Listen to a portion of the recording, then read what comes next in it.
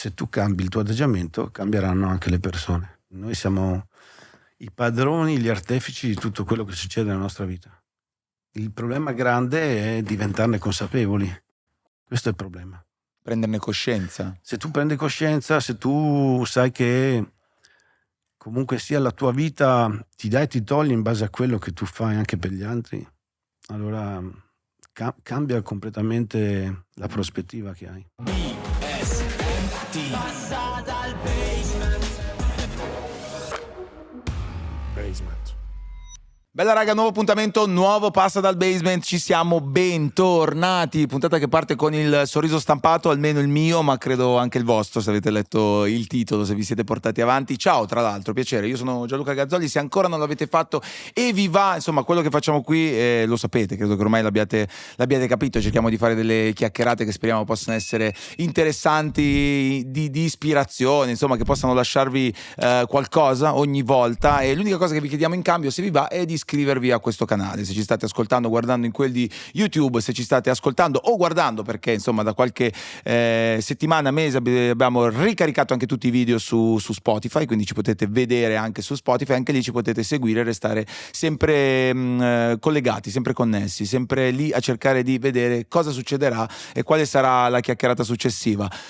Eh sì, e c'è questa chiacchierata qui, ragazzi. È uno di quei casi in cui, insomma, siamo andati oltre anche quello che potevamo immaginare all'inizio. So che è una cosa che molti di voi, insomma, nel corso di questi mesi, di questi anni, stavate tanto aspettando. Io per primo, e quindi, attenzione, direi di non rubare altro tempo perché sta succedendo. Guarda, l'applauso è partito prima in questo caso. Roberto Baggio è passato dal basement! Roby, grazie mille per essere qui, benvenuto. Grazie Gianluca, grazie a te. Benvenuto davvero, adesso non stavo scherzando, non è una frase fatta quando dico, insomma, in molti stavano aspettando questo momento, me per primo, e quindi poter chiacchierare con te e vederti qui dentro, devo dire che è una di quelle cose che mi fa abbastanza impressione, e ti vedo bene, che invece è la cosa più bella in assoluto. Come stai? Bene, grazie. Intanto grazie per avermi qui ospite, e grazie ovviamente alla gente che magari aveva il desiderio così di sentire la nostra chiacchierata. Sì, perché ti dicevo prima, sono molto contento perché tanto di quello che tu, vabbè, al di là di tutto quello che hai rappresentato per tante persone, però ci sono tanti valori, tante cose che hai raccontato, che più che raccontato hai dimostrato, che forse vale più di qualsiasi altra cosa, in cui io credo tantissimo e che cerco di condividere, e cerco di in qualche modo di manifestarlo il più possibile, quindi poterlo manifestare insieme a te è qualcosa di bellissimo. In questo periodo, tra l'altro, ti vedo, come dicevo, particolarmente bene, e ti ho visto anche, come dire, a parte fare delle cose molto belle, insomma, in giro di nuovo. Grazie. Insieme alle persone, ma la cosa che mi ha colpito particolarmente, ed è credo il motivo per cui tutte le persone desiderano spesso sentirti anche parlare, non solo magari rivedere quelle che sono le azioni di gioco, è che, ad esempio, recentemente sei andato a vedere la finale di Coppa Italia, no? Sì. Com'è andata? Che esperienza è stata? Ma bella, ovviamente. Ho avuto l'onore di portare la Coppa in campo, e ovviamente mi rendeva particolarmente felice perché c'erano due squadre con cui ho avuto la fortuna di giocare, che erano ovviamente il Bologna e il Milan, e poi ho ritrovato un sacco di ex compagni, sì. E per cui dopo tanto tempo è stato veramente bello e divertente rincontrare. Ma infatti la cosa che mi faceva impressione è proprio constatare che tu sei, credo, se non l'unico giocatore in Italia con cui tutti gli altri giocatori vogliono fare la foto. Cioè, mi spiego. No, aspetta, mi spiego, perché tante volte chiaramente tra giocatori ci si fa la foto insieme mentre si fa qualcosa, ma qua, cioè, i giocatori, gli altri calciatori con te vogliono proprio fare la foto da fan, non so come dire. Di solito un calciatore, non ti dico la percezione che io ho da fuori, perché è proprio una cosa che va oltre. Di solito invece magari lo status del calciatore dice non si mette a fare la foto con un avversario, con un compagno o anche con un ex compagno. Con te c'è proprio quel tipo di atteggiamento, positivo, ovviamente. Sì, assolutamente. È che io non lo noto, vedo che è un piacere per me farla con loro Sì. e sia la stessa cosa. Guarda, nel mondo della musica ti altri. faccio un parallelismo strano. Nel rap, quando ci sono dei rapper particolari, forti, dicono è il rapper preferito del tuo rapper preferito. Tu sei il giocatore preferito del tuo giocatore, cioè Roby Baggio è il giocatore preferito del tuo giocatore preferito. Ma non lo so, io credo che io ho avuto la fortuna di giocare con tantissimi veramente ragazzi e credo che la cosa più bella è che io sono sempre andato d'accordo con tutti. Forse è questo che alla fine riemerge, no? Dopo tanto tempo. Magari è più difficile quando giochi perché i ruoli, la squadra con cui giochi magari diventi rivale anche se non vuoi, no? Certo. È normale. Però credo che adesso che è tutto fermo riemergono magari quelle simpatie e quegli affetti che magari prima erano un po' oscurati. Eravate in tanti, devo dire, durante la finale di Coppa Italia. C'è qualcuno che hai rivisto che ti ha fatto effetto rivedere? Ma no, ho rivisto tutti volentieri perché io, come sai, non è che sono stato per tanto tempo nel mondo del calcio, anzi mi sono proprio staccato, per cui ho rivisto un sacco di amici, Del Piero, Totti, Tony, insomma tutti quanti. Adesso ne dimentico qualcuno, però li ho rivisti tutti con grande gioia e con grande affetto. Sì, c'è qualcuno, adesso non voglio farti nomi, qualcuno che hai visto e hai detto mamma mia che tracollo che ha avuto questo, com'è invecchiato male. No, ma tutti siamo invecchiati, che non ce ne rendiamo conto, no? Perché noi abbiamo la testa ancora quando giocavamo e ci vediamo forse ancora così. Poi invece il resto no dai, devo lasciamo dire perdere, adesso, dai. se ho visto bene eravate tutti in forma ancora, Sì, dai, eravate ancora insomma, tutti sul a pezzo. parte il sottoscritto, sì, il resto No, tutti dai, bene, dai. Beh, tu ti mantieni in forma. Sai che ci sono tutte queste, non leggende, però insomma tutte queste storie sulla tua, la tua vita quotidiana, no? Sul Sì. fatto che appunto vivi fuori dalla città, vivi in campagna e fai un Sì. tipo di vita che in realtà ti tiene in forma. Sì, perché allora intanto non mi alleno da non so quanti anni, perché purtroppo per me fare qualunque tipo di attività oggi vuol dire crearmi dei problemi fisici e dunque evito. Quindi neanche esercizi. No, magari.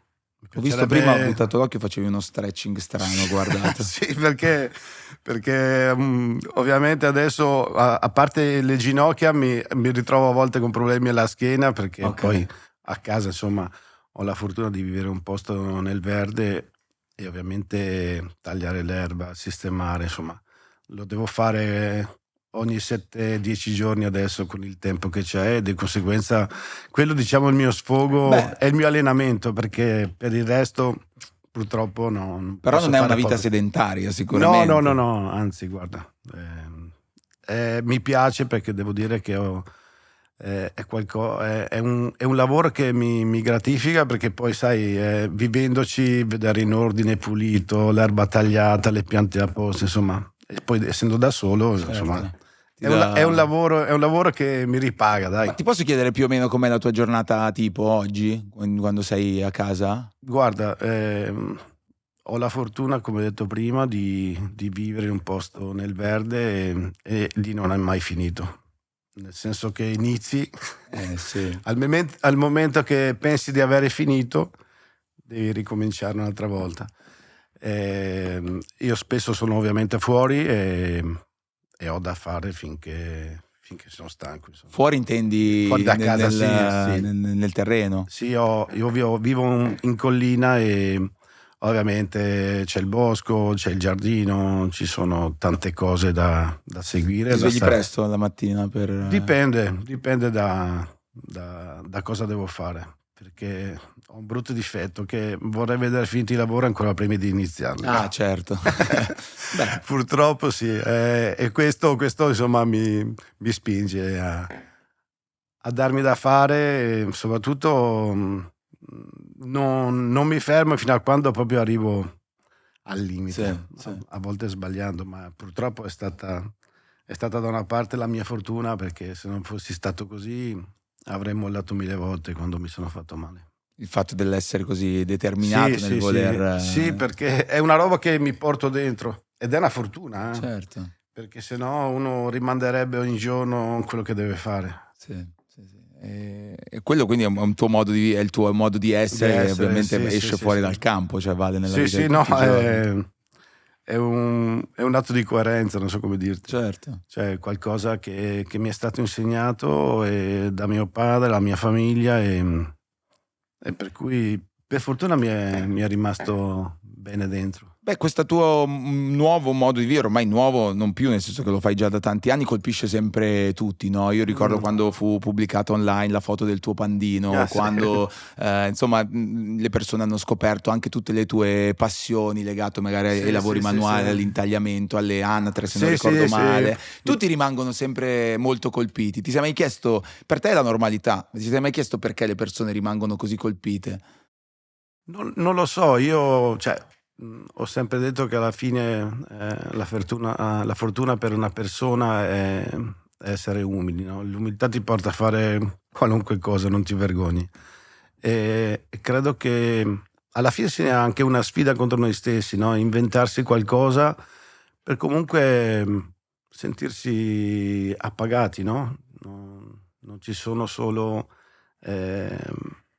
traguardi che si raggiungono attraverso lo sport, ma voglio dire, nella vita ogni giorno se uno vuole se ha un obiettivo, ha un traguardo da raggiungere, qualunque sia e per quanto umile sia, no? Io credo che è solo una questione nostra mentale. Sì, e che oggi poi questa cosa qui invece si è amplificata all'ennesima potenza, no? Anche questa, cioè io credo che poi il motivo anche per cui tutto questo colpisce le persone proprio perché va in controtendenza con la narrazione classica del calciatore che invece tende a ostentare non il pandino, non magari il trattore, No, ma ma cioè, è tutt'altro, no? Il racconto. ma sai, io vengo da una terra umile, il Veneto è gente tranquilla, umile, gente che lavora, gente che non ha paura di sporcarsi e credo che questo sia anche frutto proprio di queste radici che abbiamo. Eh, per noi importante è vivere bene, darsi da fare, realizzare i nostri obiettivi e di conseguenza gioire di questo dopo. Io ho diversi amici che ogni tanto sapendo più, cioè sono venuti, e volevo chiederti anche qual era il tuo rapporto con questa cosa, in pellegrinaggio nelle zone tue sperando di incontrarti e qualche mio amico ce l'ha anche fatta e quando è tornato a casa era la persona più felice del mondo e ricordo mi raccontava, no ma una persona di una gentilezza incredibile, ma lì mi ha visto, non cioè capito, e come vivi Grazie. questa cosa? No, cioè ovviamente a volte rimango stupito anch'io perché insomma io ho smesso da più di 2 decenni e 21, sì, 21 21 anni. anni. E per cui avere ancora così tanta gente che viene per chiedermi la foto, per chiedermi, non so, di firmare la maglietta, mi riempie di gioia e felicità, per cui spero sempre di mandarli a casa felici e contenti, insomma, di avergli regalato qualcosa che li possa Sì. gratificare. Tanto vedevo in questi giorni nei tuoi giri romani legati a Mm. a questa finale hai incontrato anche Sinner, ho visto. Sì, sì, è stata... Che effetto ti ha fatto? No, è stato strano perché l'avevo sentito, cioè ci eravamo fatti una videochiamata tramite il suo allenatore che era stato a casa mia a Ah, farmi un saluto e per cui lui si stava allenando nel periodo che era fermo e ci siamo salutati un minuto, ci eravamo dati appuntamento e ci saremmo visti magari una sera per una grigliata insieme. E poi niente, poi è successo che a Roma noi stavamo andando all'ascensore per andare a pranzo e lui è entrato credo fosse la mamma e il papà, che erano stati in udienza dal Papa, ed è stato un incontro casuale praticamente. E per cui niente, quando l'ho visto sono andato a salutarlo e lì abbiamo cosa ne pensi? Hai seguito un po' questo suo percorso, il suo modo di essere, l'impatto che sta avendo anche sulle persone? Guarda, io devo dirti una cosa, il primo post che ha fatto mia figlia Valentina su Instagram è stato dedicato a lui. Io non lo conoscevo, però ho sentito alcune sue interviste e devo dirti che mi ha colpito profondamente. Io credo che sia oggi un esempio meraviglioso per i giovani da seguire, perché nonostante tutto quello che lui sta vivendo, chi gli ruota intorno, mi dà l'idea che sia veramente una persona, un ragazzo umilissimo e a posto, per cui io l'augurio che posso fargli è che possa rimanere così, perché il mondo ha bisogno di gente così. Ecco, questa è probabilmente la speranza e l'auspicio migliore per tutti, non solo per Sì, lui, sì, perché assolutamente. è il tipo di modello che... mi auguro che venga preso proprio a modello da Sì. tanti giovani, perché insomma ne abbiamo bisogno. Sta succedendo questa cosa qui, per fortuna. In questo tuo, insomma, nella tua vita di tutti i giorni, allora, segui anche altri sport? Ti sei messo... Sì, no, io lo sport lo seguo già, mi piace seguire il basket, l'NBA, seguo, insomma, sono uno che, devo dire la verità, dopo la pandemia ho smesso un po' di guardare la televisione perché non mi piacevano certe cose e ho iniziato ovviamente a dedicarmi più su YouTube, per cui su YouTube guardo tutto quello che è lo sport, dal calcio al basket, il football americano. Roby, uno di noi, cioè ti sei anche tu convertito un po' alla contemporaneità. Sì, no, ma anche perché alla fine, insomma, si possono avere tante cose e può essere, insomma, informato bene. Sì, è che cerchi tu quello che più ti rappresenta, forse, sì, ti vai a sì. vedere un po' di... Poi sai, a volte ti vengono altre cose che magari Certo, non sai, però lì fai saltare. Sì. Salti via. Allora, si è messo agli atti che è stato Roby a citare l'NBA, non sono stato io, perché ogni tanto mi accusano che metto dentro l'NBA. E pensate un po', Roby prima mi ha parlato di LeBron James, non sono stato io. Non dico niente di nuovo, se insomma c'è un'ammirazione incredibile. A 40 anni fare ancora quello che fa, insomma, no. Ma ti sei mai, cioè, uno come te, con la tua carriera che è stata costellata purtroppo da tanti infortuni, quando vede LeBron James, che adesso non vogliamo guffarle, nella sua vita, carità. nella sua carriera, insomma, è riuscito praticamente, tranne piccole cose, a non farsi mai grossi danni. Sì. Questo è frutto sicuramente della sua forza, ma anche credo di tanti sacrifici in allenamento, perché insomma arrivare alla sua età così vuol dire che è uno che ha lavorato sempre in maniera incredibile. Prima ti facevo vedere alcuni dettagli, diciamo, del basement, ti raccontavo, c'era una parte legata ai fumetti, e mentre eri lì ne stavo guardando uno in particolare e mi sono ricordato, cavolo, ma Roby Baggio è anche in Holly e Benji. Tu questa cosa qui la sai, come l'hai vissuta?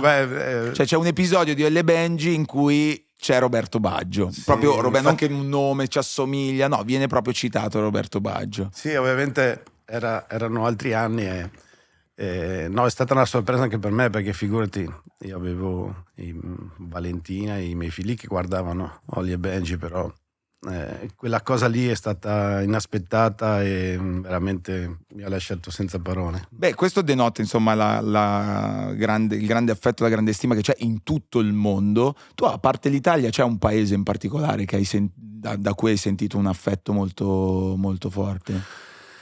Ma devo dirti che il Giappone e la Cina sono stati due paesi che mi hanno veramente sorpreso, perché sono stato anche qualche anno fa e devo dirti che mi ha sorpreso l'affetto di tantissimi tifosi, che per di più vuol dire non che hanno la mia età, no? Sì, sono... Però di ragazzi che magari, non so, viaggiavano dai 20 ai 30 anni e, come è successo l'ultima volta, tantissimi con le mie maglie di qualunque squadra, tra l'altro. Per cui, perché là sono veramente tifosissimi del nostro calcio, seguono tantissimo. E questa cosa mi ha sorpreso. Ti ha fatto un po' effetto. Sì, anche perché dico, dopo dico, io ho smesso da più di 20 anni, voglio dire, c'è sicuramente un ricambio, no? Nel calcio di oggi. E questa cosa, insomma, dico, non lo so, faccio anche io fatica a volte a darmi una spiegazione. Vedevo, insomma, l'affetto nei tuoi confronti è sempre dimostrato. Saluto anche gli amici di Operazione Nostalgia, con cui hai fatto una partita molto bella, mi sembra proprio lo scorso anno. Sì, io sono stato lì ovviamente a salutarli, perché purtroppo mi piacerebbe giocare sempre, però ormai devo dire assolutamente che non posso più fare niente, perché non sono in grado, insomma, sarebbe troppo rischioso, un po' per l'età, un po' insomma per tutti gli interventi che ho avuto. Ma quando tocchi il campo, banalmente, anche quando sei andato a prendere la coppa, cosa provi? Se si può spiegare, non lo so. Sì, come no. È una delle pochissime volte in cui provo invidia per qualcuno. Sì. Sì, perché è chiaro, insomma, il campo è stato qualcosa di meraviglioso, no? Uno deve combattere poi anche il fatto di abituarsi a non aver più quella fortuna di poterci correre sopra. Però insomma è la vita, sembra che dobbiamo combattere sempre con tante cose, ma questa è stata forse la più difficile, La dai. più difficile. Abbastanza, sì. Riguardavo in questi giorni l'ultima partita, no? Quella con il Brescia a San Siro. Sì. E ti capita di rivederle ogni tanto quelle cose? A volte evito. Perché su YouTube ti escono, secondo Lo me, so, ogni tanto. ma infatti io non riesco a guardare, faccio fatica a guardarmi perché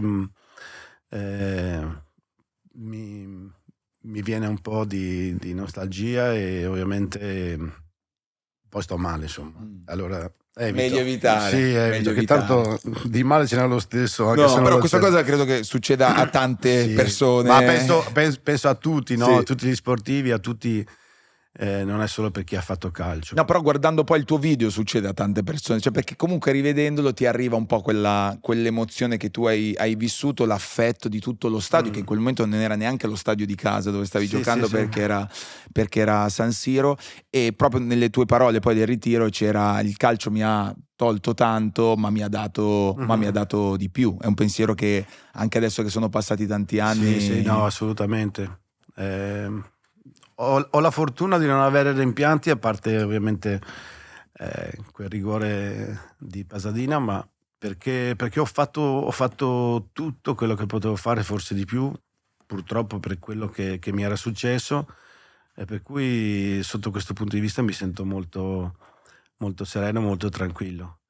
Poi è chiaro, come ho detto prima, mi piacerebbe aver potuto giocare di più, ma non ce la facevo più. Io veramente, quando ho smesso, per me è stata quasi una liberazione, perché gli ultimi anni giocavo e poi il lunedì e il martedì dovevo assolutamente rimanere fermo perché mi si gonfiavano tutte e due le ginocchia, per cui Sì, diventava un calvario, no? sì. L'ho fatto sempre solo perché ero animato da una passione infinita, però dopo che ti piacciono devi fare la scelta, e ho detto la facciamo nel momento in cui comunque sto ancora a un certo livello. Certo. Una passione che è partita tantissimo tempo fa, nel senso tanti anni fa, recentemente sempre ho visto una tua foto sui social di te di spalle con uno zaino pieno di sogni e speranze. Sì, davvero. Tu avresti mai detto quello che poi è successo? Cioè, poi la tua storia era veramente impossibile da prevedere, sia nei momenti più belli che nei momenti più difficili. Ma guarda, io ho avuto la fortuna di avere... sono nato in una famiglia numerosa, avevo 2 fratelli più grandi di me, Walter e Giorgio, che mi hanno introdotto al calcio, ma io avevo il desiderio di giocare appena ho iniziato a camminare, penso, perché mi ricordo piccolissimo che giocavamo con la pallina da tennis nel corridoio di casa in 3, per cui, per dirti com'è iniziata. E poi io, crescendo, sta cosa è peggiorata, nel senso che per me non esisteva nient'altro che giocare, e giocare voleva dire farlo in qualunque posto, in corridoio, in officina da mio papà, per strada. Mi ricordo andavo al campetto all'oratorio e all'andata giocavo di destro contro i muri delle case e al ritorno di sinistro, per cui era qualunque posto andava bene per allenarmi, capito? Tutto il resto era inutile. E ovviamente questa cosa, più cresci, più ti segna, no? Diventa insistente. Sì. E come veniva visto dalla tua numerosa famiglia questa tua passione? No, mio padre era sportivo, andava in bici, miei fratelli giocavano, per cui assolutamente era vista bene. Il problema è che io mi dimenticavo di mangiare, mi dimenticavo che dovevo tornare a casa, mi dimenticavo che dovevo fare i compiti. Pur di giocare. Tutto il resto, come ho detto prima, era Ma c'era tempo perso. quella speranza di farlo diventare un lavoro? Ma guarda, allora è chiaro che uno a 5 anni, 8 anni, 10 anni, 12 anni non può pensare che diventi. Io avevo dentro di me un sogno, non so, a volte ho fatto fatica anche perché ne ho parlato con i miei, di capire perché io ho sempre sognato una finale del mondiale col Brasile da quando non ho memoria. E questa cosa devo dirti che è sempre stato il mio obiettivo, capito? Cioè proprio la finale mondiale Ma col poi con il Brasile. Brasile, non con un'altra squadra. E a volte così mi chiedo se avessi avuto un qualcosa con quella finale che l'Italia aveva perso nel 70, no? Dici perché? I Qual è il mondiali. motivo per cui avevo questa Io fissa? sono nato con questa idea, per cui, cioè, quello era il mio obiettivo. Il percorso non mi interessava, capito? Cioè, l'avrei fatto non so, qualunque fosse Qualsiasi stato, modo sì. dovevi arrivare a quella. Io avevo a quell'obiettivo ed è stato, diciamo, la forza trainante Sì. per tutto, anche per uscire fuori ovviamente da tutti gli infortuni che purtroppo Sì, perché poi appunto no, comunque eri bravo da sub, nel senso c'era chi aveva iniziato a capire che avevi il talento, insomma, per sì, lo andare dicevano avanti. gli altri, però io non me ne Tu andavi avanti, io per andavo la avanti tua. per la mia strada, E capito? i tuoi genitori su questo non ti hanno mai ostacolato, cioè ti No, facevano anzi. fare tutto. No, sono stati meravigliosi in questo, anzi. Eh, Erano felicissimi, anche perché sapevano dove trovarmi. Sì, quello li aiutava. Quando sparivo da casa, capito? Era il Tanto campetto. dove vuoi che sia, è là. Sarà il campetto. Non si preoccupavano di... Certo, di cose più brutte, Certo. diciamo, questa cosa Sì, aiutava. sì. E poi insomma hai giocato a Vicenza all'inizio, no? All'inizio, sì. Cos'era, Serie C? Il Vicenza era in Serie C e io ovviamente ho fatto il primo anno nel mio paese dove ero nato, a Caldogno, giocando nei giovanissimi e poi... Ma a Caldogno c'è una tua statua adesso? C'è No, qualcosa? no. Non l'hanno fatta ancora. No, ma- Beh, Ma no, ma- sindaco di Caldogno, cioè, per cortesia. No, ma ci mancherebbe. No. E per cui ecco lì ho iniziato e poi sono andato subito al Vicenza. E lì ho fatto le 3 file ai giovanili, poi a 15 anni... A me una cosa che colpiva molto, che mi colpisce molto nelle storie, nei percorsi come le tue, sono le storie che si intrecciano già prima con persone che poi ritornano successivamente. E ad esempio con Sacchi tu ti eri già incontrato quando ancora giocavi Sì, a Vicenza. lui allenava il Rimini e io ovviamente giocavo nel Vicenza. Tu già avevi firmato con la Fiorentina quando hai Sì. incontrato... Mancavano 3 giornate alla fine del campionato e andavamo a giocare a Rimini con un punto di vantaggio in classifica, per cui se pareggiavamo o vincevamo avevamo ovviamente quasi la Serie B in tasca.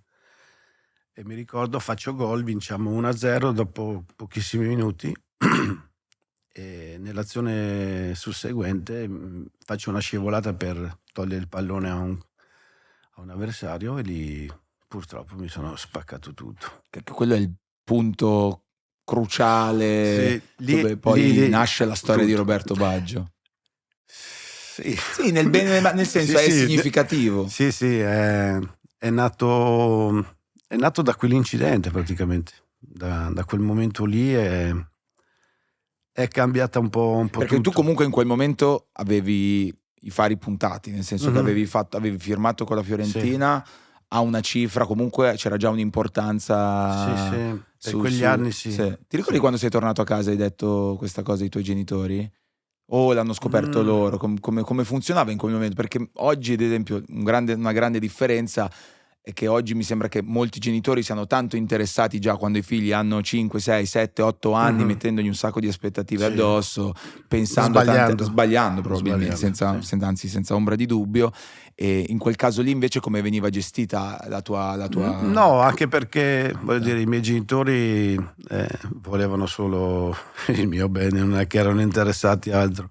E poi ovviamente il discorso del cartellino era una cosa tra società, tra il Vicenza Io ho fatto solo poi un contratto per gli anni che venivano e fine. Però purtroppo tutto si è interrotto con quel momento quell'infortunio, lì. no? Lì ho capito che insomma tutte le certezze che teoricamente avevo si erano frantumate in un secondo. E cosa hai pensato che potesse non proseguire più? Ma sai, erano anni particolari, erano anni in cui chi aveva questo tipo di infortunio la smetteva, diciamo la verità. Purtroppo ci sono stati davanti a me giocatori della Serie A tipo Marangon, Briaschi, un certo Smuda che era nazionale polacco che giocava nel Verona, che Ha purtroppo dovuto smettere. avevano avuto tutti quell'infortunio e tutti poi se sono tornati con problemi, insomma. Cioè, cavolo, cioè, nel momento, diciamo, più di slancio di un Mhm. ragazzo che vedeva il suo Sì, futuro. anche perché sai, avevo da poco compiuto 18 anni, no? Cioè- Ero ovviamente insomma nel momento più bello, anche perché è un'età in cui le pressioni non le senti perché sei talmente attratto, no? Dal piacere di giocare che tutto il resto non ti interessa. Cioè, tu ti ricordi il momento in cui ti hanno detto, boh, non sappiamo che cosa succederà? Sì, ero in ospedale a Vicenza e ovviamente mi è stata fatta l'artroscopia e lì il risultato che avevo il crociato completamente rotto e avevo poi un problema a un menisco, al collaterale, alla capsula, insomma un po' di danni. Sì. E la prima cosa che ho chiesto, io mi ricordo al dottore, al professore, era il tempo. Sì. Per quanto posso tornare Cioè, a giocare? anche perché io avevo avuto un infortunio a un menisco 3 anni prima e avevo perso 1 mese e mezzo per un menisco. Oggi, voglio dire, ti operi e esci dall'ospedale il giorno stesso. Per dire i tempi, no? Differenti di tutto, di operazione e di recupero soprattutto. E io, come ti ho detto, ero interessato a sapere il tempo. E lui, insomma, in maniera molto tranquilla mi disse, almeno 1 anno. Lì fu tragico. Fu tragico perché ovviamente, cioè io ero andato a fare l'artroscopia convinto di giocare la domenica, capito? Sì, certo. Perché mancavano 2 giornate alla fine del campionato con il Vicenza. In realtà lì poi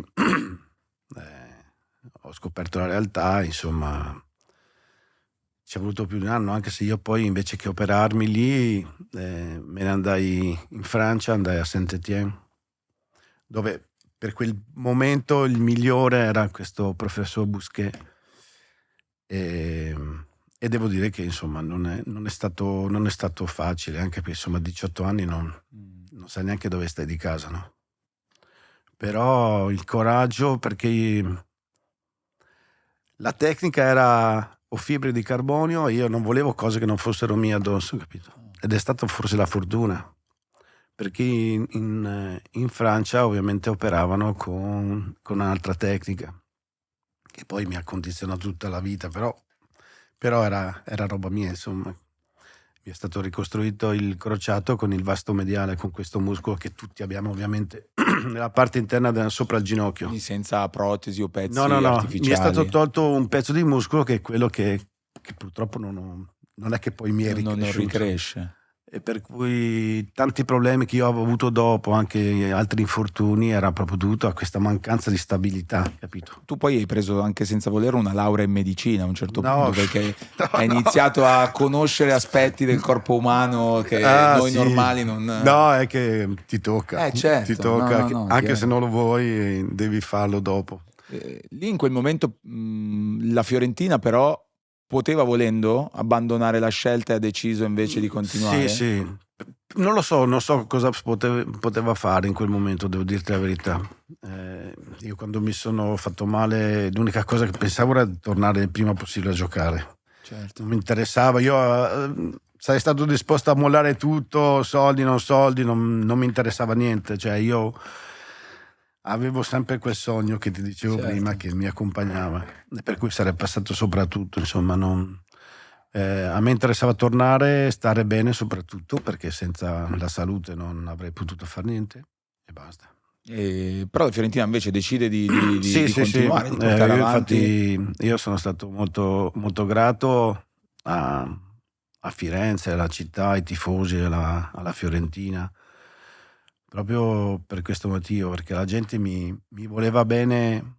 Io ho fatto praticamente 2 anni senza giocare. Ma è vero che non andavi a prendere i soldi dello stipendio? Sì. No, andavo a ritirare la busta, solo che non avevo il coraggio di metterla in banca. Perché ti sentivi in colpa? Sì. Perché dici io non gioco. Perché non giocavo e non mi vergognavo. Sì. Questo insomma è una di quelle cose ancora che secondo me al giorno d'oggi colpisce ancora di più. Ma sono fatto così. Beh, lì fino a che a un certo punto, vabbè, quanto è durato questo periodo? 6 mesi, perché poco prima di Natale mi chiama il segretario e mi dice: ma ascolta un attimo, ma mi dici dove hai messo gli assegni? E io avevo risposto in casa, avevo il telefono sopra un cassetto all'entrata dove avevo messo le 6 buste, capito? E io ho detto: li ho qua. E non mi li hai fa: ma incassati? cosa aspetti a metterli in banca? Allora ho detto: adesso andrò. In realtà poi ho dovuto farlo, ovviamente. Però se fosse stato per me, Se ti sentivi. sì, assolutamente. Io credo che poi tutto questo alla Fiorentina tu lo abbia restituito poi quando sei potuto tornare a giocare, credo Sì, che. sì, per carità, ma vabbè, era un atto dovuto. Era Sì, un atto sì. dovuto Non scontato. perché. No, dovuto perché, come ti ho detto prima, io mi sentivo veramente. Mi sentivo amato da questa gente che non avevo ancora giocato, per cui sta roba mi è rimasta dentro, capito? Per quello è stato così difficile poi andare via per me. Ma infatti c'è il momento del passaggio alla Juve. Io ho premesso il mio ricordo di Roberto Baggio quando ho iniziato a appassionarmi di calcio, c'eri tu alla Juve, perché io sono, Sì, sì. sono juventino. E ovviamente quando sei piccolo non è che sai tutto quello Ma che certo, è successo certo. prima, dopo, eccetera. Però solo successivamente scopro che in realtà è stato un passaggio travagliato, nel senso anche per te che l'hai vissuto in prima persona. Ma sì, perché come ti ho detto prima, io non volevo andarmene. Cioè, allora, è stato visto come un rifiuto alla Juve. In realtà io non è che rifiutavo la Juve. Io non volevo andarmene da Firenze. Quello è stato proprio per questo, perché io mi sentivo in debito verso questa città, questa gente, questa tifoseria, capito? Ci sarei magari andato via dopo, non lo so, ma in un altro momento, non in quel momento. E ci fu una protesta Sì, popolare. successero, insomma. Ti ricordi qualcosa di particolare di quel periodo in cui Sì. tu stavi andando alla Juve? Ma no, mi ricordo ovviamente ci fu la preparazione mondiale dell'Italia 90 a Firenze, a Coverciano, per cui era appena successo il mio trasferimento e ovviamente la gente era avvelenata e di conseguenza ci furono incidenti per 3 giorni e la cosa mi toccò profondamente, che non. Ma non ce l'avevano con te? Cioè, secondo te No, era chiaro in quel era, momento? era ovviamente il fatto che io ero andato via, loro non volevano assolutamente, capito? E di conseguenza il loro amore si è scatenato in poco tempo in un inferno. Una cosa prima poi di andare alla Juve, nel momento di massima difficoltà, quindi durante quell'infortunio a 18 anni, che insomma quel periodo cos'è durato? Un anno? Praticamente io per 2 anni ho giocato Per 2 anni. le ultime forse 5 partite, ma a spezzone, Sì. ovviamente. Lì c'è stato un periodo in cui tu avevi proprio pensato di dire basta, cioè è una sofferenza troppo grande. Cosa vuoi? Ero da solo. Partivo da casa che avevo 10 persone a tavola tutti i giorni, che era la mia famiglia, perché eravamo 8 fratelli. Mio papà, mia mamma, e mi trovo là da solo tutti i giorni praticamente con questo problema che non vedevo ovviamente una via d'uscita. Ed è normale che insomma ci siano dei momenti in cui, per quanto tu faccia e non vedi un risultato, no? Ti vengano dei dubbi, per cui era un momento insomma difficile. Avevi iniziato a pensare anche a un percorso alternativo? Cioè avevi già pensato anche adesso, vabbè, vado a fare un altro lavoro, non lo so. No, cioè io sempre Era solo quello. volevo fare solo quello, non mi interessava l'altro. Altri lavori ho detto li farò dopo. Sì. Però adesso devo dare tutto per fare questo. Ed è in quel momento in realtà che insomma incontri una nuova fede, cioè che sì. ti aiuta e che ti salva. Quello poi è diventato un elemento fondamentale del tuo percorso e anche, come dire, anche riconosciuto poi da tante persone. Sì, ho avuto la fortuna di incontrare Maurizio Boldrini che mi ha parlato per la prima volta del buddismo e ovviamente cioè, stiamo parlando dell'86, 87, no? Erano altri anni, insomma. Non è che la gente parlava apertamente di queste No, cose. oggi Tutti sono alla ricerca sì, anzi. di qualcosa di spirituale, per fortuna. All'epoca eri quasi uno stregone, forse, se dicevi Sì, una cosa così. eri, non dico uno sfigato, ma quasi. Venivi visto con... Sì, perché non era conosciuto ovviamente, o era conosciuto da pochi. E la cosa più che altro, sai, spaventava, insomma. Però io ho avuto così la fortuna di confrontarmi con Maurizio, lui mi ha spiegato un sacco di cose. All'inizio ero molto scettico, devo dirti la verità, perché non è che l'ho da un giorno all'altro. Maurizio che ruolo aveva nella tua vita in quel No, momento? niente. Maurizio aveva un negozio di dischi e io ero sul tragitto che andavo a casa, capito? Dopo allenamento io ovviamente andavo a casa perché dovevo fare il ghiaccio sul ginocchio e ogni tanto mi fermavo perché io adoravo gli Eagles. Sì. E mi fermavo sempre con la speranza che uscisse un nuovo album degli Eagles, capito? E ogni volta che mi vedeva entrare fa oh, non è uscito, non c'è niente, perché io avevo sempre questa speranza. E per cui un giorno parlando è venuto fuori il discorso del buddismo ed è insomma Però eri un po' scettico quindi sì, all'inizio. mamma mia, come no. E quando è arrivato il momento in cui hai capito che... Guarda, è stata una presa di coraggio, penso, perché la mia situazione non cambiava. Stavo male, avevo anche difficoltà a relazionarmi con gli altri perché mi sentivo una vittima, non so come dirti, di quello che stavo subendo, capito? Che è l'atteggiamento più sbagliato che si possa avere. E con il buddismo, confrontandomi, lui mi ricorda e mi disse: guarda che se è successo a te devi cambiare qualcosa dentro la tua vita. Non è stato facile, no? Perché era più comodo fare la vittima e dare la colpa agli altri di quello che stavo subendo, no? Che stavo vivendo. Però sta cosa mi fece riflettere molto. E niente, poi stava finendo l'anno, l'87, e io senza dire niente a lui dissi: boh, finisce l'anno dal 1° di gennaio, anno nuovo, vita nuova. E inizio a praticare. Ho fatto così, sono andato alle 10 di mattina il 1° gennaio, tu pensa, aveva fatto le 7, le 8 la mattina. La festa. Di Capodanno gli sono entrato in casa e insomma dopo un sacco di offese mi ha aperto, perché mi ha detto: con tutti i giorni dell'anno che ci sono vieni oggi? E io dissi sì, perché devo iniziare un'altra vita. E ho iniziato così. E ho detto ok, per 6 mesi mi ero messo in testa, lo faccio, lo seguo alla lettera, come mi dice, proprio senza farmi domande, vado, faccio. Sì, perché tanto Non comunque non avrei capito. Sì. Perché ovviamente questa cosa non era così semplice, no? E non c'era soprattutto il materiale anche per documentarsi come c'è oggi. Una volta noi vivevamo di fotocopie, capito? Dei nostri dei messaggi del nostro maestro, che io tengo ancora come dei tesori preziosi in casa, perché erano veramente all'inizio non avevamo poche cose, capito, da leggere, da studiare. E per cui dissi ok, mi fido di lui per 6 mesi ed è quello che ho fatto. Solo che io dopo 10 giorni intanto era cambiata la mia condizione vitale. Mi dicevo ma io dicevo, all'inizio, capito, Sì. ero anche scettico, dicevo ma è tutta una questione psicologica, no? dicevo non è possibile che sto così adesso. Alla fine cosa è cambiato? Sto solo recitando questa frase, no? Non mi occorre Però tu già dopo solo 10 giorni iniziavi a Sì, io sentire mi spaventava sta cosa. beh, Perché dicevo, ma sarà perché lo faccio o perché è tutto nella mia mentale, testa. no?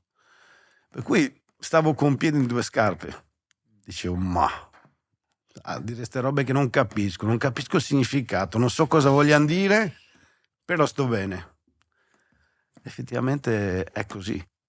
È qualcosa che poi ho scoperto che noi abbiamo dentro, è lì che dorme e che non attiviamo mai se non lo recitiamo, insomma. E da quel giorno ad oggi è nella Non ho tua mai vita smesso un giorno, ne vado fiero perché da gennaio dell'88 a oggi io non ho mai perso un giorno. In qualunque posto del mondo fossi, anche in aereo l'ho fatto, devo dire la verità. della pratica, tu intendi? Assolutamente, mattina e sera. Non ho mai smesso e devo dirti che oggi posso dire veramente con certezza che è stata la fortuna più grande della mia vita, incontrare questa pratica. È pazzesco, è come se questo ti avrebbe poi anche preparato a tutto quello che è successo nella Sì. tua vita, come se Perché intanto che una cosa fondamentale che io ci tengo a dire è che prima ti ho detto che mi sentivo vittima, no? Davo la colpa agli altri. Poi con il tempo questo atteggiamento è cambiato. È cambiato perché ho capito che dipendeva da me. Tutto quello che stava succedendo era una causa che io avevo nella mia vita. E non potevo dare la colpa agli altri. La mia era un atto di vigliaccheria per scappare dalle mie responsabilità, capito? Invece il buddismo ha detto no, se tu cambi il tuo atteggiamento cambieranno anche le persone. e attorno a te questa cosa poi si è manifestata. è Assolutamente, successo. assolutamente. A cui noi siamo i padroni, gli artefici di tutto quello che succede nella nostra vita. Il problema grande è diventarne consapevoli. Questo è il problema. Prenderne coscienza. Se tu prendi coscienza, se tu sai che comunque sia la tua vita ti dai e ti togli in base a quello che tu fai anche per gli altri, allora cambia completamente la prospettiva che hai. Credo che negli anni 80-90 un calciatore che fa questi discorsi crea un po' di Sai, allora devo dire la verità, combustionamento. sì, no, anche perché mi ricordo che all'inizio dicevo no, ma questa qua è una moda, è per parlare di sé, io figurati. Non era una cosa che proprio interessava a te. Assolutamente, a me interessava veramente trovare qualcosa che mi desse la possibilità di tirare fuori quello che avevo dentro, perché noi abbiamo delle capacità che non conosciamo fino in fondo, perché siamo oscurati da tutta una serie di cose negative che purtroppo condizionano Certo. il nostro egoismo, la nostra avidità, la nostra stupidità, quante cose facciamo che non hanno senso nella vita.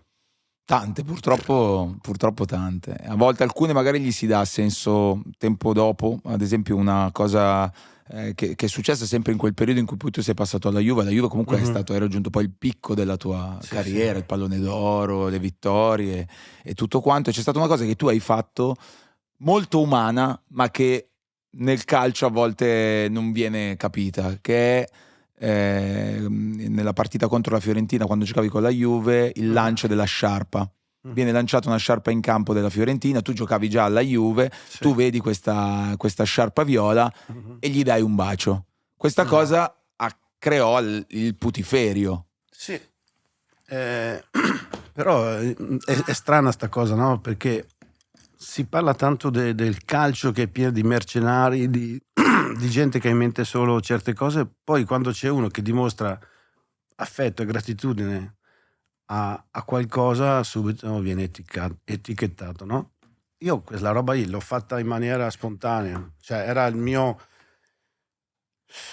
che potevo fare senza mancare di rispetto alla Juve, perché voglio dire, non era quello il mio Intento, certo. Assolutamente, il mio intento era dire grazie a quello che mi aveva dato la gente di Firenze. Cioè, Sì, basta. una cosa semplice. Umana, io infatti prima dicevo No, umano perché è quello. però sai cos'è? È che allora andava bene creare un caso come è stato il calcio di rigore, no? Io vado a giocare a Firenze con la maglia da Juve, fanno fallo di calcio di rigore su di me, in settimana avevamo deciso che l'avrebbe battuto De Agostini, no? Per cui, proprio per non creare, perché si può anche sbagliare, no? Se avessi sbagliato i rigori, io dico, l'ha sbagliato perché ha giocato apposta. certo. Allora, proprio per evitare questo, insieme a Maifredi si decise che doveva tirarlo De Agostini, che era rigorista della Juve fino a quando non sono arrivato io, ok? Fatalità, lui lo sbaglia, il rifiuto mio a battere il rigore. Cioè, hanno montato un caso, ovviamente serviva a tanti per fare confusione, e per cui ecco. E poi ci Diciamo così. va di mezzo sempre il giocatore in questo. Io lo vedo che Ma tanti sì, ma- giocatori oggi ancora di più su tante cose umane si trattengono. Cioè sugli esprimere giudizi, pensieri, magari anche apprezzamenti su colleghi di altre squadre, però sai che se tu fai quella cosa però viene vista, viene presa. Sì, dopo sai, oggi ci sono i social che insomma qualunque cosa fai, qualunque cosa dici. Sì, un putiferio. Una volta noi c'erano i giornali e il giornale scriveva e tu non avevi neanche diritto di replica se volevi. Perché se un giornale ti accusava di qualcosa, tu cosa facevi? No, niente, non subivi. potevi. Lo subivi. Sì. E quello che è successo per tante volte a me. Io ero una persona che non amava parlare, non amava fare interviste, cercavo di fare il mio, sapevo che da un giorno all'altro con quello che avevo potevo smettere di giocare e io ero preoccupato di parlare con la gente. No, a me interessava fare le cose e se possibile dimostrarlo nel campo, capito? Per cui c'è una cosa tra le varie che magari a volte che ti hanno, diciamo, sulle cose più negative che magari ti hanno detto che tu avresti voluto replicare e se fosse successo oggi l'avresti fatto. Beh, oggi voglio dire non è neanche paragonabile. Oggi se io ti attacco, tu mi rispondi, mi ammazzi. Una volta non si poteva fare, ovviamente. Assolutamente. Subivi, cioè io mi ricordo quante cose hanno scritto durante quel periodo lì tra la Fiorentina e la Juve, che ero andato a vedere a casa Alessandria, che ero andato di nascosto, cioè si sono inventati delle robe assurde, capito? Tutto per creare comunque dei dubbi nelle persone, capito? Sì. C'erano le fake news anche all'epoca. Oggi si parla tanto Sì, di è fake che- news, ma c'erano. Sì, è che però oggi non potevi smentirle. Bravo, è la differenza pesantissima Il con problema oggi è quella. Ti ricordi quando hai scoperto di aver vinto il pallone d'oro? Come Ehm, funziona? Chi te lo dice? All'epoca, perché poi è diverso. Allora, credo che eravamo a Coverciano perché stavamo facendo dei stage per i mondiali con Sacchi. E ovviamente quando c'erano le settimane in cui non c'era la UEFA andavamo ci ritrovavamo o alla Borghesiana o a Coverciano per stare, insomma, per allenarci insieme. E un giorno di questi era poco prima di Natale, insomma. Arriva una notizia. Sì, no, Arriva la notizia o ti chiamano proprio? No, mi disse guarda che ci sta che hai vinto il pallone d'oro. Io ero lì che dicevo ma non ci credevo finché non lo vedo. È stata così, insomma. E poi quanto tempo dopo te lo danno il pallone d'oro? No, io dopo sono andato a ritirarlo, credo in gennaio, dopo le feste di quel periodo lì, insomma. E come l'hai vissuto quel momento? Eri Ma io felice? Felicissimo, ovviamente. Cioè, forse non me ne rendevo neanche conto, capito? Sì, può essere. Perché sembrava quasi una roba strana, no? Anche perché allora era difficile, poi c'era tutta una storia dietro anche per votare i giocatori, insomma c'erano giocatori importanti, insomma. Beh, sì. Tipo Roberto Baggio. No, gli altri. No, ne stavo parlando degli altri. Lo so. No, Tra l'altro c'erano comunque, fenomeni veramente. però insomma quella cosa lì è insomma Sì, è una di quelle è riconoscenze stata... che non è stata concessa a tanti italiani, diciamo. No, sai dopo cos'è? Dopo il problema nasceva dopo, che dopo dovevi dimostrare c'avevi quell'aspettativa lì che insomma l'avevi meritato. Beh, la Juve l'avevi strameritato, quegli anni lì sono stati anni incredibili. Tu arrivi alla Juve, insomma, ti metti un 10 che forse prima di te c'era Platini, forse ad avere Sì. c'era stato lui come 10 importante da portare sulle spalle. Che rapporto hai col numero 10? Perché Ma- tu sei riconosciuto universalmente come il 10, cioè se uno pensa il 10 Ma, e in Italia ma sai, ce ne una sono volta stati poi successivamente, ma un 10 ma sai, importante. una volta c'erano 11 numeri. Certo, quindi lì Per potevi cui diciamo pescare. chi davanti giocava davanti aveva insomma o il 9 o l'11 o il 10. Però il 10 poi è diventato un simbolo, no? Il giocatore di un certo tipo ambisce ad avere il 10. Sì, forse perché l'avevano portato insomma Un quelli po' che, di- quelli che avevano fatto la Sì. storia del calcio, no? Tu era una cosa che sentivi, il numero 10, è un qualcosa No, che... mi piaceva, ma non insomma avrei giocato anche con qualsiasi altro numero. sì, anche a 4 cifre. Beh sì, però insomma poi è diventato ancora di più un simbolo, diciamo, da quando è iniziato a usare. Sì, forse adesso con tutti i numeri che ci sono, ognuno può scegliere, magari ancora di più adesso forse. Chi ti ha voluto tanto della Juve? Tu lo sai? Ma credo l'avvocato Agnelli, Mm. almeno da quello che mi è stato detto. Avevi un bel rapporto con lui? Sì, mi chiamava spesso alle 5:30, 6 di mattina. Sì? Sì. E lui aveva, insomma, le leggende parlano di questi sì, orari. Sì. E cosa ti diceva alle 6:30 del mattino? Niente, mi chiedeva magari come stavo, come era andata la partita, magari che avevamo giocato la sera prima, magari, e voleva sapere come stavamo, così. Mi chiedeva, era molto... Beh, presente comunque. Sì. Si chiamava Raffaello anche lui, se non ricordo male. Sì, vabbè, Coi ma nomi... dipendeva dal momento. Sì. Comunque sì. Beh, tu hai avuto anche quella fortuna di giocare in quel periodo storico in cui i presidenti delle squadre italiane erano personalità Sì. di quella generazione. Sì, certo. Tra lui, insomma, poi al Milan ha avuto Berlusconi, Sì. a Brescia Corioni, insomma, a Bologna ha avuto la fortuna di conoscere anche Gazzoni, insomma, tutte persone grandi appassionati, e anche grandi persone per conto mio, al di là del ruolo che avevano. Questo che poi è la cosa più importante. Assolutamente. E seguendo un po' l'ordine cronologico, tu dopo quel pallone d'oro, quindi dopo quella super stagione, arrivano i mondiali, no? Sì. I famosi mondiali Sì. dell'Italia, dove succede un po' di tutto, nel senso, cioè porti praticamente la squadra alla quella famosa finale, ma non senza grandi difficoltà, soprattutto con il tecnico, così si dice. Ma Con sì, Sacchi. Tu con Sacchi avevi già avuto a che fare, a parte quando abbiamo detto prima, però prima di essere allenato, la prima volta che sei stato allenato da lui è stato con la nazionale, Sì. giusto? Sì. E che tipo di cioè tu quando sapevi che lui sarebbe diventato allenatore della nazionale? Ma no, io credo che lui sia stato assolutamente un innovatore di quegli anni per il calcio. Abbia portato un calcio nuovo, bello da vedere, da fare, anche per noi. Io ero felice di seguirlo assolutamente. Per cui i risultati poi ci hanno dato la possibilità di andare ai mondiali in America. È venuto fuori così, come può succedere, magari un po' di ego che non era inutile, insomma. Ecco. Per cui sono nate delle incomprensioni e si riduce veramente tutto all'ego a volte in questi casi. Ma penso di sì, perché se una persona non mette questo in campo, c'è un confronto sereno, tranquillo, senza nessun tornaconto, no?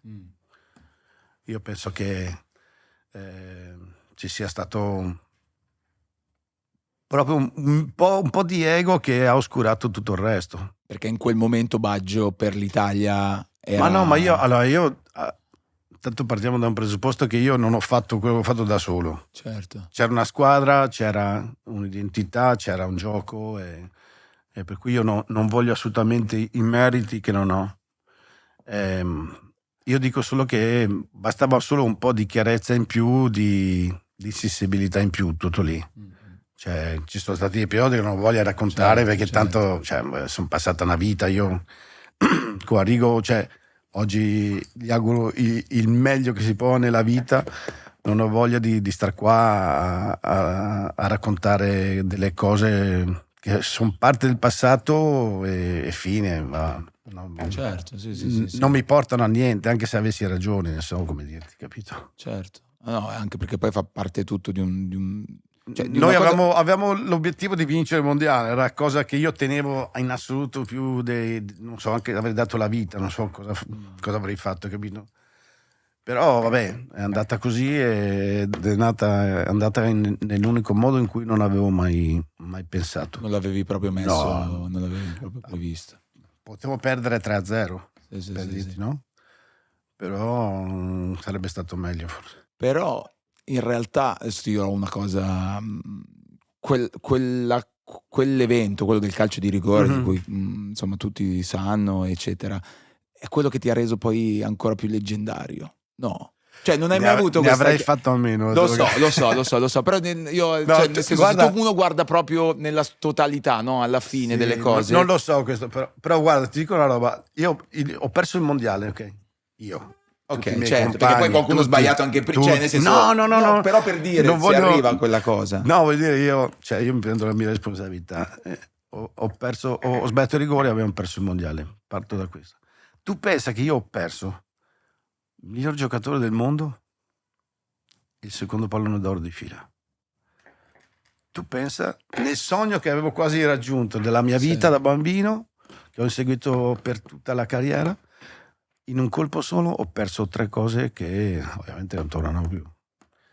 Per cui immagina cosa vuol dire per me quello. Ma al di là di tutto è stata proprio la delusione di aver sbagliato e di aver deluso i miei compagni, il mio allenatore anche in quel momento, ci mancherebbe. E tutta la gente a casa. Mamma mia.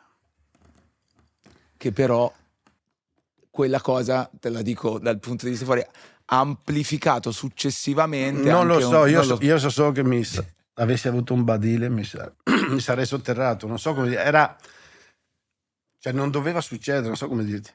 quel giorno avevi praticato? Sì, assolutamente. E nella pratica tu proietti anche, cioè non si pensa a niente, tu proietti qualcosa anche legato alla partita? No, io ovviamente che recitavo e sentivo tutta la pressione che c'è dietro, no? Perché chiaramente la finale eravamo a 5 gol, mi sembra, io ero Mario e potevamo diventare capocannonieri se avessimo fatto un gol, per cui c'era la finale, c'erano tante cose in mezzo, capito? Sì. E per cui le pressioni erano tantissime. Io recitavo per staccarmi Da tutto, certo. cioè di essere il più limpido possibile, il più pulito possibile a livello mentale, capito? E quando realizzi che quella palla è andata alta ti si spegne tutto? Sì, è saltata la corrente. Devi fare un blackout. Non lo so, è difficile da spiegare, Certo. perché veramente è stato Ti capita di sognarlo di notte? mamma mia, quante volte ma no, mi risogno la partita vista in un'altra maniera. Certo. No, anche perché poi io purtroppo siamo arrivati noi stanchissimi, veramente avevamo giocato in condizioni le partite precedenti veramente a delle temperature incredibili. Anche lì ti eri fatto un po' male prima. Cioè, Avevo avuto una piccola contrattura per all'adduttore. non farsi mancare niente, perché tu Sì, comunque perché ogni tot, cavolo, deve esserci una sfiga. No, io purtroppo sapevo che era il mio punto debole. Io quando sto per raggiungere qualcosa inevitabilmente perché appunto nascono a degli 18 ostacoli. anni, quando sei a quella cosa lì, alla sì, finale dei mondiali, Tutto. quando sei sempre. quando ci sono gli altri mondiali, sì. che dopo ti volevo chiedere, però a me una cosa che colpisce è che come se tutta la tua vita, anche l'avvicinamento alla fede, ti avesse quasi anche preparato a un momento alla gestione di un momento come questo, cioè come poi successivamente cerchi di rigirare una cosa del genere, che chiaramente è un qualcosa di forte, di drammatico nella dimensione di quello di cui stiamo parlando. Però c'è lì, io ad esempio ti dico, quella cosa lì, cavolo, ti ha reso, più che ancora leggendario, ti ha reso umano. Cioè in quel momento, fino a quel momento eri divino, sei ancora il divin codino, però quella cosa lì ha empatizzato forte con tutte le persone che, sai, nella storia, anche nell'Italia, nella nazionale, ce ne sono altre di persone che hanno sbagliato dei rigori, ai quali non è stato mai perdonato perché li hanno sbagliati in modi diversi, diciamo. Nel tuo caso è una croce che senti ancora più tu, forse, delle persone che hanno vissuto, Guarda, che hanno tifato, che ti vogliono ancora più bene da quel momento. Non lo so, guarda, io ti dico veramente, cioè, tanti tifosi mi hanno fatto credere questo, no? Sì. Nel senso che mi hanno detto, guarda, te non ti preoccupare, quello che è successo, lo so, lo fanno per affetto, ma... No, beh, anche perché ci credono, dai. Sì, no, ma lo Certo. fanno però chi ha fatto il casino... Sì.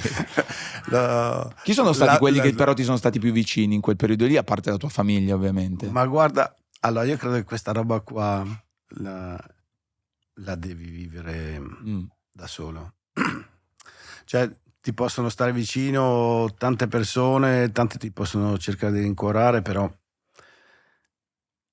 Certo. l'azione c'è stata e quella non si cambia, hai capito?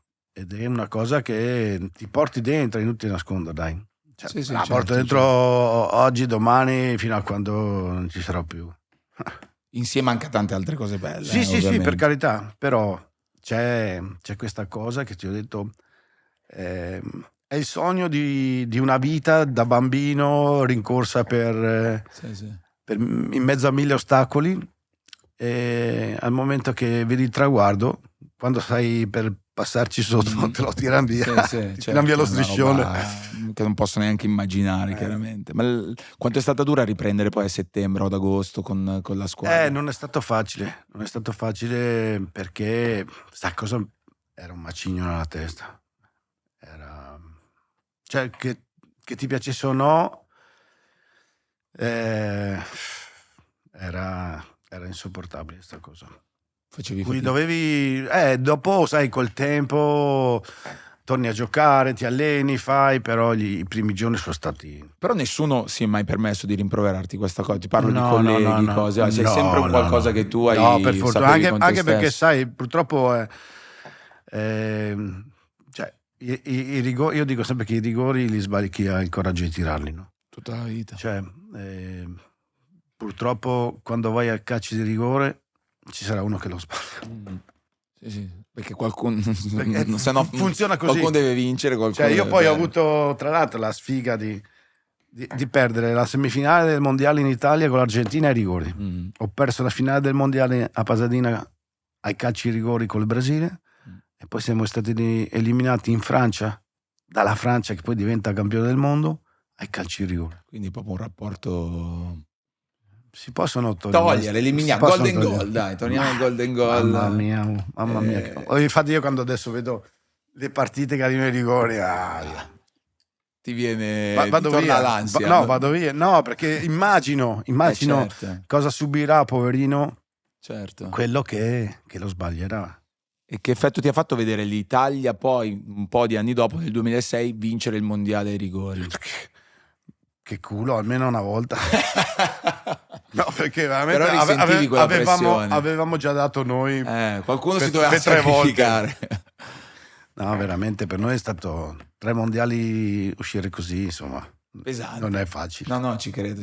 Anche un'altra cosa che ho sempre fatto fatica un po' a comprendere, vedendo quello che era il tuo carattere, il tuo modo di comunicare, il tuo modo di essere, era proprio questo rapporto sempre difficoltoso con gli allenatori importanti, no? Anche con Lippi. Sì, Lippi ho avuto problemi solo all'Inter, quando lui è arrivato all'Inter, per me era il secondo anno, e niente, lui insomma pensava che non ero adatto A quella a quella squadra, non lo so.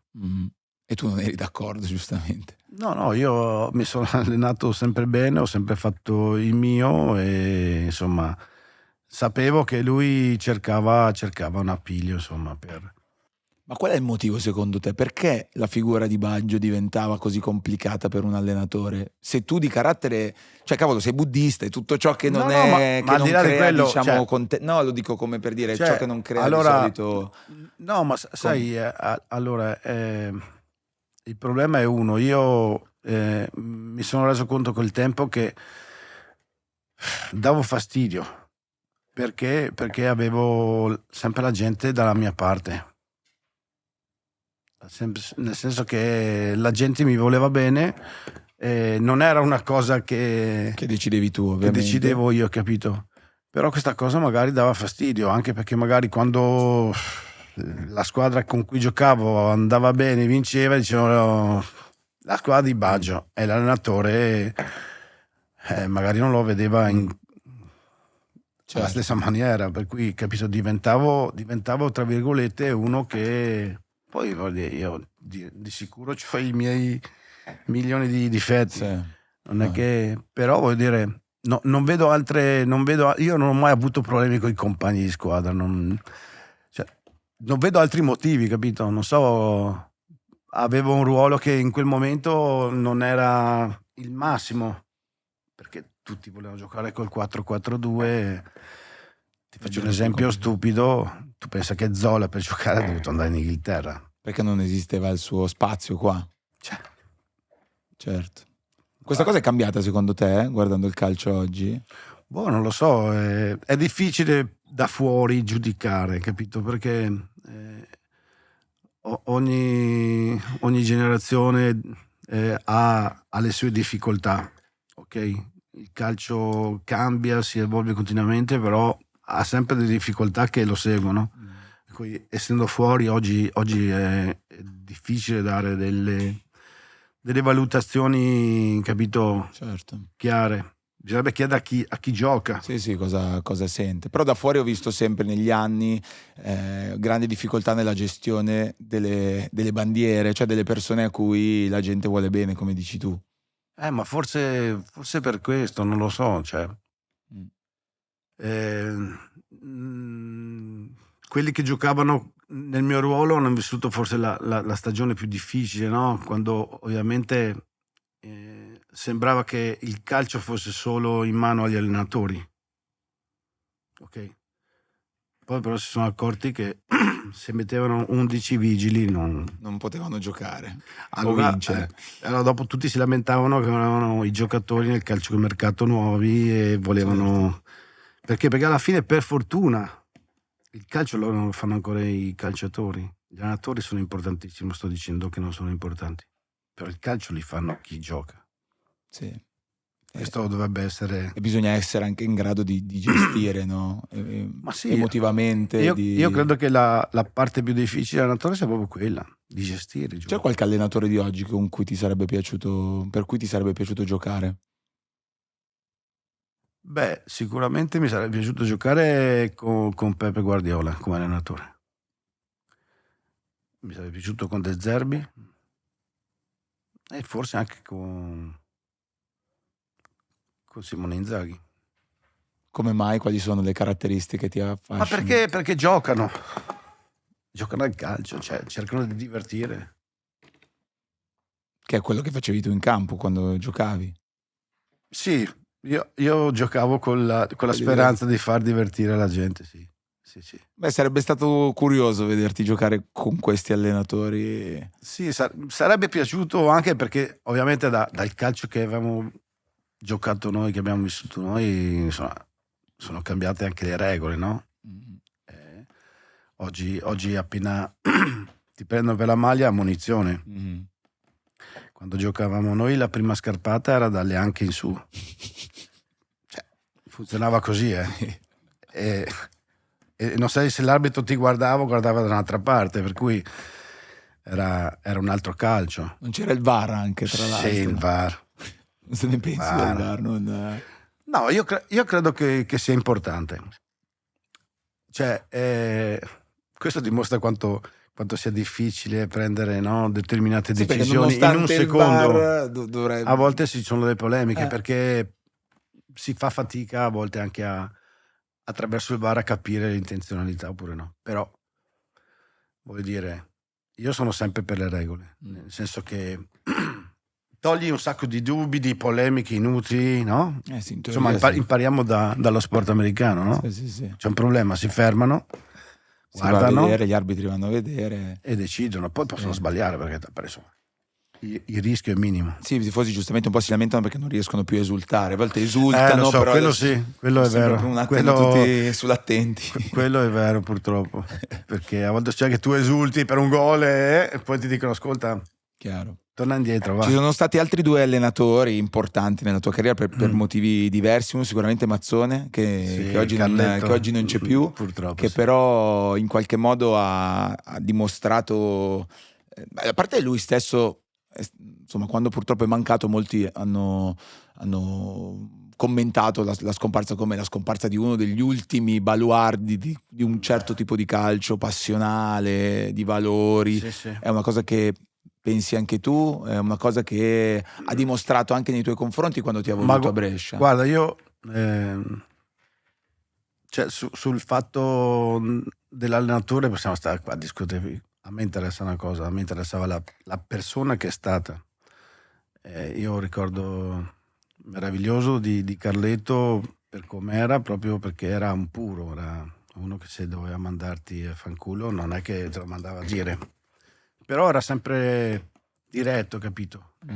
Non era una persona che diceva una roba e poi ne faceva un'altra, e per cui solo per questo io lo rispettavo e avrei dato la vita per lui, per qualunque roba. Ti dava consigli anche?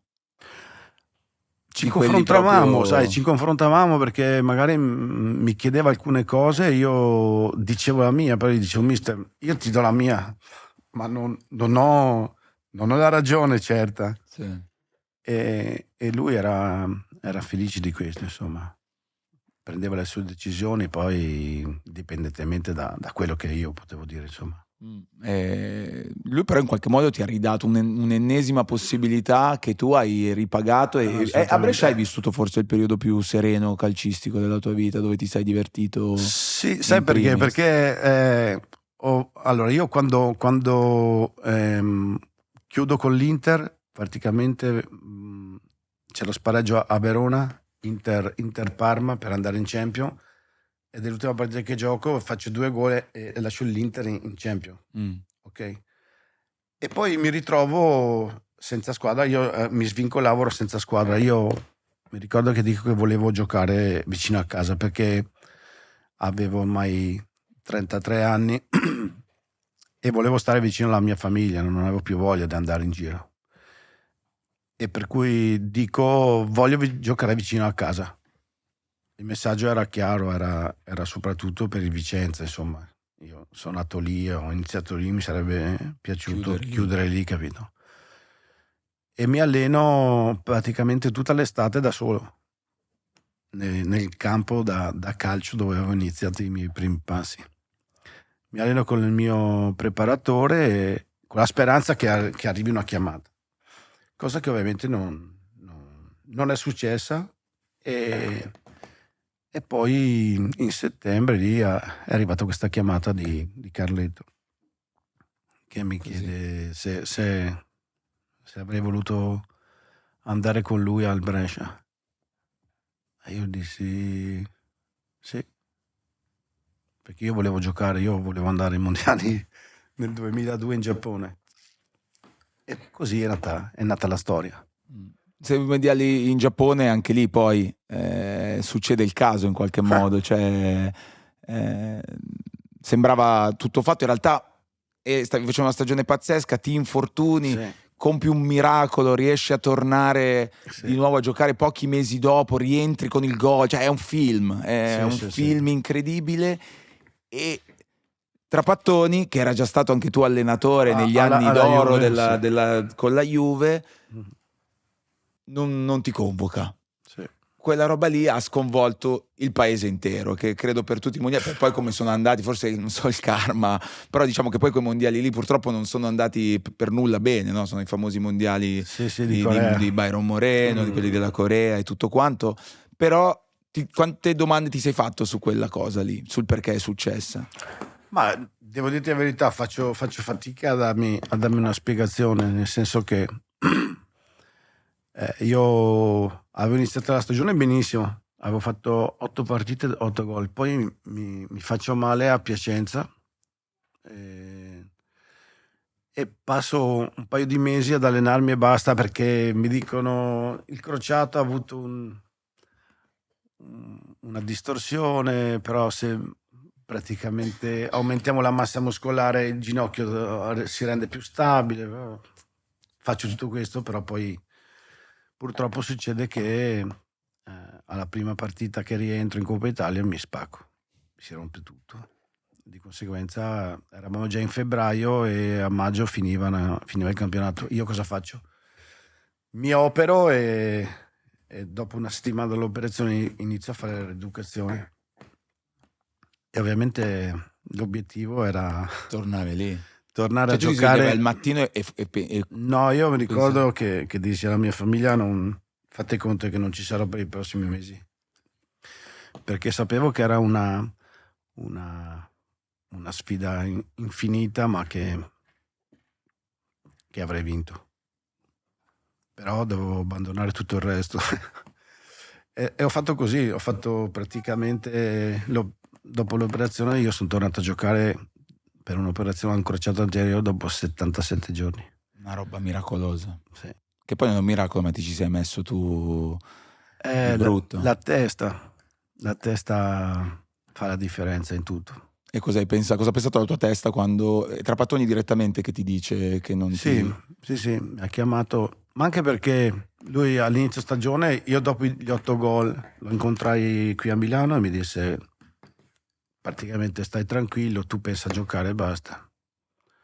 E poi alla fine vediamo. Io poi sono tornato le ultime 3 partite, ho fatto altri 3 gol, ci siamo salvati dalla Serie B con il Brescia e ovviamente ci ho sperato. Certo. Anche perché dall'ultima partita di campionato c'erano ancora più di 30 giorni prima dell'inizio mondiale, per cui Quindi avevi ancora avevo- tempo per essere Però io ormai stavo bene, Sì, nel sì, senso sì, che sì. non fai 3 partite, capito? O comunque giochi in Serie A se hai un problema. Mi sarei... Ma tu con lui di questa cosa ne hai più parlato nel tempo? No, perché lui mi chiamò per telefono a casa e mi disse che non mi avrebbe portato perché aveva paura che mi facessi male. Questa è stata la scusa. E io ho detto: lei non si deve preoccupare se mi faccio male, mi posso far male anche scendendo dall'autobus. Se mi faccio male smetto di giocare, se non ho più prospettive. Però non è questa la scusa.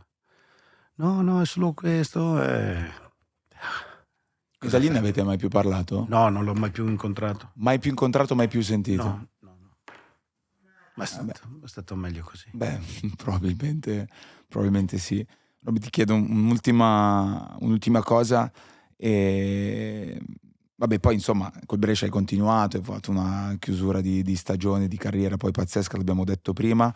Hai citato la famiglia. Mhm. Quanto è stata importante? Perché comunque anche tua moglie l'hai conosciuta all'inizio della tua Sì. carriera. Avevamo 15 anni e mezzo. 15 anni e mezzo? Sì, è ancora qua che mi sopporta. Sì. Pensa se non è una fenomena. No, però in questi momenti qui è facile anche sfaldare le cose intorno. Quando ci sono momenti anche di crisi personale. Ma no, dipende, sai. Esatto. La fortuna è che, insomma, credo che la mia sia una famiglia unita che va al di là di tutto. Cioè, ci sono delle cose importantissime, per carità, però la base credo che sia lì, no? Negli affetti delle persone a cui vuoi bene. Se non c'è questo siamo peggio delle bestie, no? A 15 anni e mezzo le avevi detto che il tuo sogno era andare a giocare ai mondiali? No, gli dissi che l'avrei voluta sposare dopo 15 giorni. Dopo 15 giorni? Sì. Mi sembra un buon Beh, tempismo. sì. Gli dissi anche che sarebbero nati Valentina e Mattia. Avevate già... Cioè tu nella tua testa... Sì, avevamo già deciso. Anche i nomi? Sì, Ah sì? veramente. Porca miseria. Avevi già pianificato tutto. E Sì, più o meno. com'eri quando, insomma, credo che appunto nei momenti più difficili, anche degli infortuni, eccetera, come gestivi tu il tuo umore a casa, se si può gestire? Ma no, io ho sempre cercato di tenere fuori riuscivi. dalla mia sofferenza del momento. Non volevo rovinare la vita anche a loro, cioè cercavo sempre di dire che andava tutto Sì. bene, che poi ovviamente i miei momenti duri me li smazzavo io, insomma. Sì, ok. Non volevo Coinvolgere no, questa anche perché avrei dato sofferenza inutile, cioè, ma ancora oggi lo faccio in tutto, nel senso che non preferisco, se ho qualcosa, non solo di personale, Sì. in generale, di vedermela da solo, insomma. E quei momenti belli invece, ovviamente, grande condivisione. Ad oggi, se tu devi rivedere tutta la carriera, in cosa identifichi il momento più bello della tua carriera? Di calciatore? Sì, o in un momento, o del tuo percorso, in un momento, in qualcosa che è Mamma mia, successo. è difficile. Ce ne sono stati tanti. È difficile perché ce ne sono stati tanti, ma sai, forse quando ritorni, no, da un infortunio grave è come rinascere. Per cui credo che lì c'è un misto di pensieri, di sentimenti che si intrecciano, che vanno Sì. a 360 gradi, non so come dirti. È anche difficile quasi da spiegare, perché sono troppe le cose, no? Come ritornare a vivere, non so. Certo.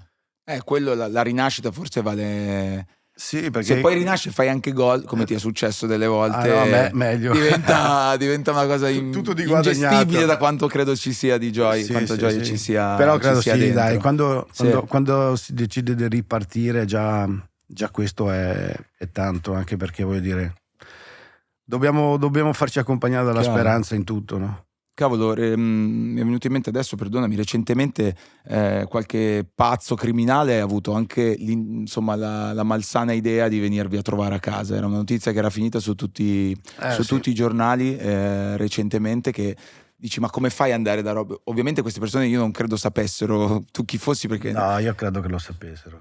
Davvero, proprio una cosa... Sì. Cioè, che come, non so, è come andare veramente dalla persona più amata d'Italia. Tu sei adesso, insomma, non lo so già, però sta di fatto che sono venuti e devo dirti che è una cosa che purtroppo ti segna la vita. Purtroppo l'ho sentito da tante persone che hanno vissuto qualcosa del genere. Perché non lo so, è una violenza che fanno a te, che fanno alla tua moglie, ai tuoi figli, con una... non so neanche come dirtelo, con una cattiveria, capito, che non riesci neanche a spiegarti, quando mettono la pistola in bocca a tuo figlio, nella testa, per farci dire dove è la cassaforte, che non abbiamo, ti minacciano, se la trovo ti ammazzo, e tutta una serie ti stanno in casa per 3/4 d'ora sequestrandoti da tutto e disintegrandoti la casa, e tu lì in terra che non puoi fare niente. Non è così facile. Il problema è il dopo, è la rabbia che ti rimane dentro. Io devo dirti che oggi capisco la gente che magari decide di fare giustizia da soli. Tu lì cosa hai pensato quando c'è la paura che ti prende? No, io non ho avuto neanche paura, devo dire la verità, ma non è perché voglio fare il fenomeno. Non ho avuto paura perché me li sono trovati a 1 metro e sono venuti su dal buio, non li ho neanche sentiti arrivare. Ho solo sentito che parlavano una lingua particolare e che mi ordinavano di buttarmi in terra. Io sono saltato in piedi perché non li vedevo e sono andato faccia a faccia. E lì, quando ho visto che erano tutti mascherati, cioè uno ne ho visto mascherato, perché poi gli altri non li avevo visti, mi è venuto distinto di dargli un pugno in faccia. Ho dato un calcio, però erano in 6. Certo. Ti lascio immaginare, insomma. Ma sono stati poi beccate queste persone o... Non lo so, perché ovviamente non ci raccontano, non ci dicono niente, come è giusto che sia. Chiudiamo con una cosa bella, una cosa bellissima, credo te lo dicevo prima perché da quando sono diventato papà vedo le cose da un punto di vista diverso. Adesso tu lavori a stretto contatto con uno dei tuoi figli, con tua figlia, Vale, posso Vale. chiederti se puoi venire un secondo? Posso, Ruba, perché c'è qua Valentina che come tutte le figlie ha, credo, un amore gigante nei confronti del proprio padre. Tu quando, Vale, ti sei resa conto che tuo padre era Roberto Baggio? Cioè, nel senso, subito, però quando poi, insomma, ti sei resa conto che tuo papà e tante persone volevano bene a tuo papà oltre che voi. Da piccola sicuramente, quando giocavo magari a calcio con i compagni di classe. Sono sempre stata col gruppetto di maschi, perché ovviamente tutti chiedevano, no, di papà, e papà era il capitano, volevano l'autografo. Per cui sicuramente già da piccina. Da subito. Sì. E che fatto ti fa adesso? Insomma, anche tu hai fatto il tuo percorso, hai fatto le tue cose e sei arrivata adesso a creare qualcosa insieme anche a tuo papà. Lavorare con papà mi diverto, mi piace. Anzi, se vuoi, un po' tutte le esperienze lavorative che ho fatto mi hanno comunque preparata, no, a questa esperienza. Alla fine un po' sicuramente era quello che volevo, o comunque che sognavo, per cui sono molto contenta. Sì, anche perché tu ti occupi di tutta quella che è adesso la sua comunicazione, la sua immagine, le sue cose. Credo che non sia facile. Lui è collaborativo? Sì, no, com'è collaborativo? Sei Anzi, collaborativo? poi sai cosa? Gli tocca. Sì. No, però dai, gli spiego anche Ho un un'autonomia di 30 secondi. Quindi tu hai 30 secondi per decidere il futuro delle prossime settimane e mesi. Sì. No, dai, in realtà cioè, mi piace perché gli spiego un po' quello che sono secondo me le mie idee, no? Ne discutiamo e insomma mi lascia anche lo spazio ovviamente di decidere, però è bello avere, no, sempre un confronto, comunque insomma. No, credo che sia veramente bella sta storia. A me piace molto perché comunque sia... So che lei cerca il bene mio al 1000%. Sì, quella è la... E io di conseguenza cerco di dargli il 1000%. Ma c'è qualcosa secondo te che tu che conosci tuo papà così bene e che ti piacerebbe che arrivasse ancora di più alle persone, secondo te? Tu che hai vissuto tutti questi momenti tu eri bambina quando sono successe gran parte delle cose che ha Sì, però comunque fino che a ha raccontato. quando lui ha smesso avevo 14 anni, per cui comunque mi sono vissuta una buona parte certo. della mia vita, no? Era anzitutto scandito, se vuoi, dal calcio, cioè la domenica noi andavamo a vedere la partita allo stadio oppure la guardavamo a casa. Una volta io ero super fanatica, no? Mi piaceva sapere tutti i nomi dei giocatori, insomma ero, no, proprio dentro il mondo del calcio, poi ovviamente crescendo un po' meno, però insomma. E ci sono stati dei momenti in cui eri più tesa tu di lui? Ma più che cioè quando giocava, dici? Più che tesa mi arrabbiavo tantissimo. Sì. Cioè, chi toccava papà, ovviamente, come diceva prima, no? Il calcio una volta era un po' più fisico. Cioè, vedere magari un calciatore che arrivava una scarpata sulle sue ginocchia, o comunque vedere anche le gambe, no? Come arrivava a casa tutto graffiato col dito nero. Insomma, Vabbè, ovviamente sai, da bambina Certo. fa comunque, no, un po' L'istinto di protezione. arrabbiare, sì. Però dai, adesso insomma, secondo me verranno avanti tante belle cose, per cui sono Sicuro. molto contenta e comunque quello che mi piacerebbe, insomma, anche far arrivare, insomma, da lui è proprio il suo lato umano. Cioè, credo sempre che le persone lo amino tantissimo, sicuramente per quello che lui ha fatto nel mondo del calcio, ma anche per magari quel suo modo un po' da papà, no? Un po' il papà di una generazione alla fine, no? Di dare sempre un consiglio, di avere sempre un modo anche di esprimersi molto